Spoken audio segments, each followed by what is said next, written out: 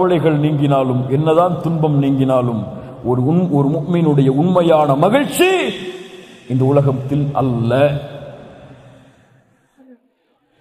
இமாம் அஹ்மத் இடத்திலே கேட்கப்பட்டது, இமாம் அஹ்மத் அவர்களே, ஒரு முஃமினின் உண்மையான மகிழ்ச்சி எப்போது? கோடிகளை கட்டும் பொழுது, ராய்ஸ் ரோயஸ் கார்ல வலம் வரும் பொழுது, அல்லது பெரிய பெரிய பில்டிங்கை வாங்கி மிகப்பெரிய சொத்துக்களை குவிக்கும் பொழுது, அழகிய மனைவிமார்களை திருமணம் முடிக்கும் பொழுது, அழகிய பிள்ளைகளை பெருக்கும் பொழுது, உலகத்தில் மிகப்பெரிய அரசனா மாறும் பொழுது சொன்னாங்களா? அஹ்மது சொன்னார்கள், ஒரு முஃமினுடைய உண்மையான மகிழ்ச்சி சொர்க்கத்தில் அவன் எடுத்து வைக்கும் முதல் எட்டில். ஒரு முஃமினுக்கு எதுவும் திருப்தி அளிக்காது இந்த உலகத்திலும் மறுமையிலும், ஒன்றை தவிர. மறுமையில் செல்லுவான், சொர்க்கத்தில் நுழைவான், அல்லாஹ் அழைப்பான், ஹல் ரதைத்தும், திருப்தி கொண்டீர்களா? எப்படி அல்லாஹ் திருப்தி கொள்ளாமல் இருக்க முடியும்? உங்களுக்கு கொடுத்த இந்த சொர்க்கங்களை, அருட்கொடைகளை விட சிறந்ததை உங்களுக்கு கொடுக்கவா?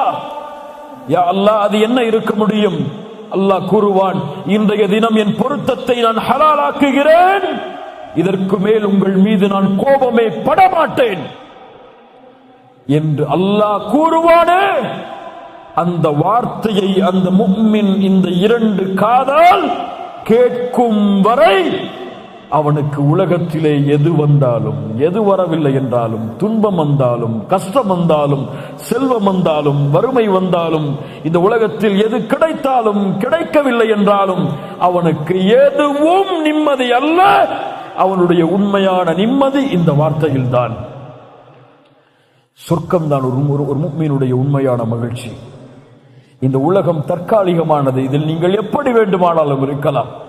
உங்களுக்கு சைக்கிள் தான் இந்த உலகத்தில் மரணம் வரையும் இருக்கலாம், அல்லது நீங்கள் பென்ஸ் காரிலும் உலா வரலாம், மிகப்பெரிய கட்டிடங்களை நீங்கள் கட்டி இருக்கலாம், அல்லது 4 மூலம் வீட்டில் தான் உங்களுக்கு இருப்பிடமும் அமைந்திருக்கலாம். வறுமையும் கவலையும் தான் உங்களை வாட்டலாம், அல்லது சந்தோஷமும் மகிழ்ச்சியும் தான் இந்த உலகத்தில் நிலைத்திருக்கலாம். ஆனால் எதுவும் இந்த உலகத்தில் யாருக்கும் நிரந்தரம் அல்ல. இன்று மரணமானால் எல்லாம் அவரை விட்டு விரண்டு ஓடும் ஓடும் ஓடும் ஓடும். செல்வம் ஓடும், பதவி ஓடும், குழந்தை ஓடும், மனைவி ஓடும், எதுவும் அவனுக்கு சொந்தமாக இருக்காது. உமர் அவர்கள் சொன்னார்கள், கபர்களை பார்த்து, கபர்வாசிகளே, எதை சேர்த்து சென்றீர்கள்? செல்வம் இன்று வேறொருவர் அனுபவிக்கிறார், வீடு வேறொருவர் தங்கி இருக்கிறார், பதவி வேறொருவர் அனுபவிக்கிறார்.